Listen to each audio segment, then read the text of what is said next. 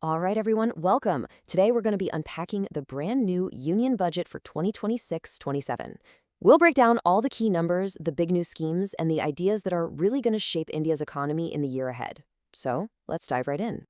So the whole budget is basically built around a philosophy of three Kartavyas, which you can just think of as duties. These are like the three main pillars that guide every single decision here.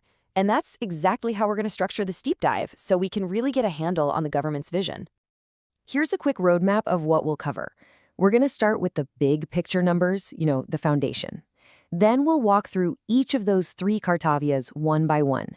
And finally, we'll get into the nitty-gritty of direct and indirect taxes, the stuff that really affects businesses and, of course, all of us. Okay, before we jump into all the specific plans and initiatives, let's just ground ourselves in the core numbers. This is the financial bedrock that everything else is built on. First, let's just talk about the sheer scale here. The government is planning to spend a massive 53.5 lakh crore rupees in the next fiscal year.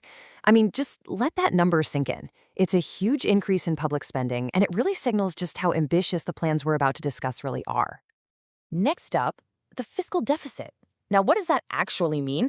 Well, in simple terms, it's the gap between what the government earns and what it spends. The target is set at 4.3% of GDP, which is a really clear signal that they're aiming for financial discipline while still making sure there's enough fuel in the tank to fund economic growth.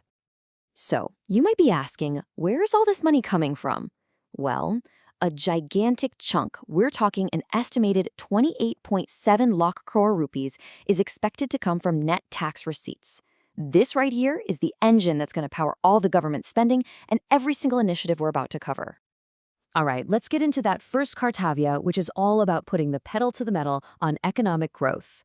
This part is focused on making India more productive, more competitive, and frankly, a lot tougher on the global stage. So the big idea here isn't just growth for growth's sake. No, the focus is on building a really robust economy, one that can handle the crazy ups and downs of the global market, while seriously boosting India's own internal strengths in manufacturing and infrastructure. And this is where that strategy really comes to life. You see this major push into these high-tech, strategic sectors. I mean, look at that. A 10,000 crore outlay for Biopharma Shakti, and the launch of the India Semiconductor Mission 2.0. It's a clear, really focused effort to put India right at the forefront of modern manufacturing. Of course, you can't have a manufacturing boom if you can't move stuff around, right? That's why public capital expenditure is being hiked to a staggering 12.2 lakh crore. This isn't just a number. This money is going to translate directly into projects like the new Dankuni to Surat freight corridor and 20 new national waterways, making it way easier and cheaper to move goods all across the country. But it's not all about the big guys. There's a dedicated 10,000 crore fund being set up just for small and medium enterprises. And at the same time, you're seeing this plan to develop major urban economic hubs, with 7 new high-speed rail corridors acting as growth connectors to link up key cities. All right, let's shift gears now. Let's move on to the second duty, which pivots from the economy itself to the people who power it. This section is all about fulfilling aspirations and really building up our human capacity. The philosophy here is actually pretty simple, but it's incredibly powerful. A nation's greatest asset is its people.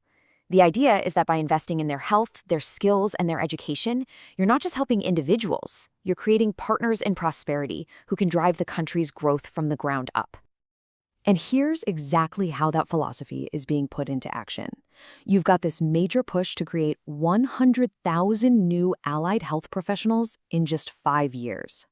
We're also seeing some really cool ideas, like creating 5 university townships near industrial areas. And this one is so important, a commitment to establish a girls' hostel in every single district. And that brings us to our third and final duty. This one is really aligned with that vision of Sabka Sath, Sabka Vikas, which means together with all, development for all. This is all about making sure the benefits of growth actually reach every single corner of the country. Now, what's really important to get here is the focus on targeted action. This isn't about broad, sweeping gestures and just hoping for the best. It's about specific, deliberate interventions designed to make sure that no family, no community, and no region gets left behind. This slide gives us a perfect snapshot of that targeted approach. You've got support for farmers growing high-value crops. There's a new AI tool called Bharat Vistar to give them better information, which is amazing. And there's a special skills program for the differently abled. It also includes huge regional projects, like a second Nimhans for mental health care in North India. Okay, let's switch gears completely and get into part B of the budget, focusing on something that affects pretty much everyone, taxes. First up, direct taxes, the ones that hit your income and company profits. The big theme here is simplification and making India a much more attractive place to invest. Now, this is a really big deal. A brand new, simplified income tax act is on the way. The whole point, they say, is to make filing taxes way easier for ordinary folks with redesigned, user-friendly forms. This could be a massive change for every single taxpayer out there. And here is a perfect example of that simplification in real life. The tax collected at source, or TCS, on overseas tour packages used to be this confusing mess ranging from 2 all the way up to 20%. Now, it's been rationalized to a flat, simple 2%. That's a clear win for anyone who loves to travel. There are some other pretty significant changes, too. The upfront tax on sending money abroad for education and medical expenses is also down to 2%. And check this out. To attract global business, a huge incentive has been announced.